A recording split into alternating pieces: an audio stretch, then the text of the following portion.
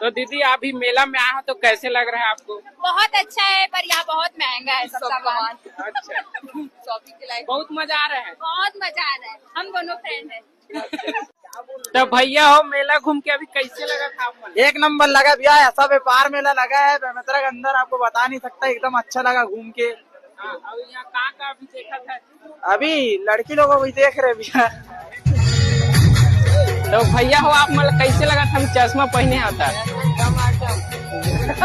कैसे लग रहा है? मेला में एक नंबर लगा भैया, मस्त मस्त हवा है, सब चीज है।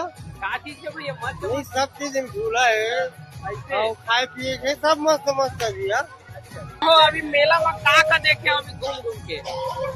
सब चीज हमें भाई, यहाँ तो घूमना उड़ना तको है बढ़िया, और भी कपड़ा लत्ता भी है। आपको बहुत मजा आया है, और हम लोग तो कुछ नाव वाले में भी झूले और ब्रेक डांस में भी झूले। कैसा लग रहा है? बहुत अच्छा लग रहा है। ये जो है ना, मैं बाहर में